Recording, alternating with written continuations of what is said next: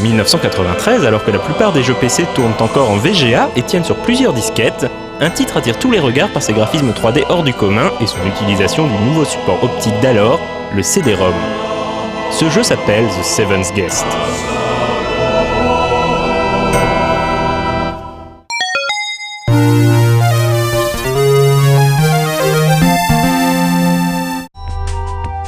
Fondé au début des années 90 par Graham Devine et Rob Landeros, la compagnie californienne Trilobyte connut un démarrage fulgurant lors du lancement de Seventh Guest, un jeu de puzzle interactif se déroulant à l'intérieur d'une maison hantée. Révolutionnaire pour l'époque, il proposait pour la première fois des déplacements entièrement en 3D précalculés, des effets spéciaux surprenants et l'incrustation vidéo d'acteurs filmés sur fond bleu. Tout cela a été rendu possible par l'utilisation du CD-ROM pour le stockage des données et d'un moteur de streaming vidéo développé en interne appelé Groovy. Le scénario nous faisait diriger une entité amnésique nommée Ego, coincée à l'intérieur du manoir d'Henry Stauff, un maléfique constructeur de jouets responsable de la mort de nombreux enfants et de la disparition mystérieuse de 6 invités. Concrètement, il s'agissait pour le joueur de traverser les 22 pièces de la maison, comportant chacune une énigme à résoudre.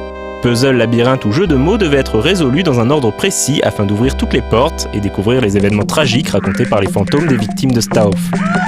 En cas de blocage, un livre d'astuces était accessible directement dans le jeu et permettait même de passer les énigmes les plus corsées.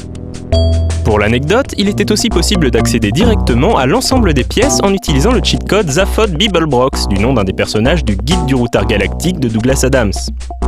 Une bonne partie de l'ambiance du jeu provenait des musiques MIDI mémorables du compositeur George Alistair Sanger, aussi appelé The Fat Man, dont le portrait apparaît brièvement dans le jeu et que l'on pouvait écouter via les pistes audio du CD d'installation. La réalisation soignée et la technique novatrice du jeu en feront un gros succès avec plus de 2 millions de copies vendues et incitera les joueurs à s'équiper massivement en lecteurs de CD-ROM.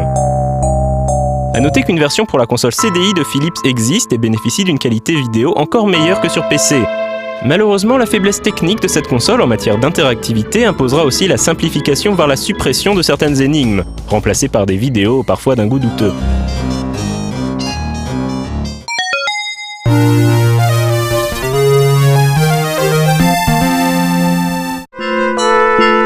Mise en chantier juste après le lancement du premier épisode, The 11th Hour, suite officielle de Seventh Guest, connaîtra un développement chaotique et ne sortira qu'au fin 1995.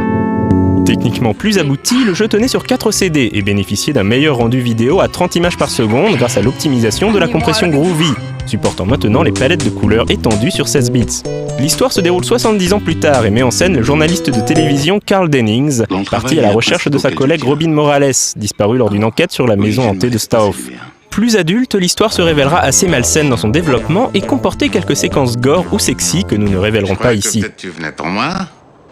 Le gameplay n'a pas changé, mais les puzzles sont maintenant plus variés et complexes tout en restant extrêmement originaux. Ils se doublent d'une chasse au trésor ou plutôt aux objets dissimulés dans chaque pièce du manoir. Décrit par Stauff via des énigmes apparaissant sur l'ordinateur personnel du héros, ce sera au joueur de les retrouver. C'est aussi sur cette interface que l'on pourra accéder à la carte ou aux vidéos débloquées et obtenir des indices sur chaque énigme rencontrée. Ça fait 7 airs, bien entendu. Anagrammes, messages cryptés ou à double sens, rien ne sera épargné au joueur qui aura fort à faire vu la diversité des objets présents dans la vieille demeure. Encore une fois, l'ambiance du jeu est très bien rendue et l'aspect décati des décors donne vraiment l'impression que beaucoup de temps s'est écoulé depuis les événements du premier épisode.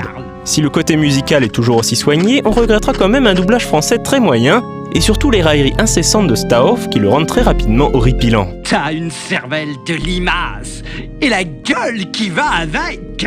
Malgré la présence d'un sympathique making-of inclus dans le jeu, The 11th Hour se révélera décevant au niveau des ventes, certainement dû à sa trop grande difficulté et à son installation tatillonne sous DOS, alors que Windows 95 venait d'être lancé. Cet échec amorcera malheureusement les débuts de la chute de Trilobyte.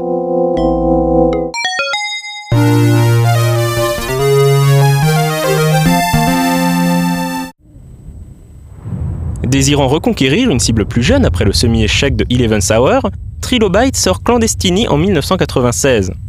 Ce jeu, que l'on pourrait décrire comme un Seventh Guest pour enfants, nous propose d'incarner un jeune froussard ayant hérité d'un château écossais plein de fantômes et qui devra lever la malédiction qui pèse sur sa famille. Le déroulement de l'aventure est présenté sous forme de longues séquences vidéo mélangeant dessins animés et décors 3D. Pour l'anecdote, parmi les portraits hantés du manoir, on peut reconnaître le programmeur Graham Devine, lui-même d'origine écossaise. Les personnages et l'ambiance décalée du jeu n'arriveront pas à masquer une baisse sensible du budget qui se traduira à l'image par un passage au déplacement par écran fixe.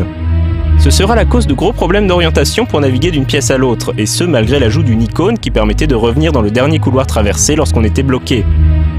Si les puzzles restent intéressants, un sentiment de déjà-vu se fait clairement ressentir. On retrouvera aussi le principe des mots à deviner via des charades pour ouvrir certaines portes.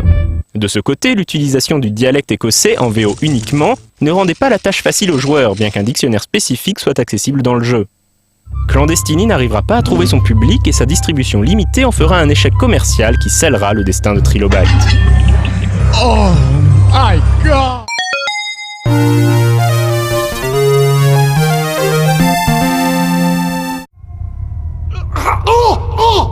Au cours de l'année 1997, plusieurs projets en développement chez Trilobyte ne virent jamais le jour. Finalement, après la sortie d'une atroce compilation de leurs anciens puzzles intitulée Uncle Henry's Playhouse, la société fit faillite en 1998 suite à un clash entre ses fondateurs. Rob Landeros partit réaliser des thrillers vidéo interactifs via sa société Aftermath Media, tandis que Graham Devine participa au développement de Quake 3 Arena, Doom 3 et Halo Wars. Il travaille actuellement pour Apple. Aujourd'hui, Seven's Guest et Eleventh Hour restent encore très appréciés d'une petite communauté de fans de jeux de réflexion par leur aspect novateur pour l'époque. Mais si des rumeurs concernant un troisième volet en 3D temps réel ont régulièrement fait surface, aucun de ces projets n'a jamais abouti.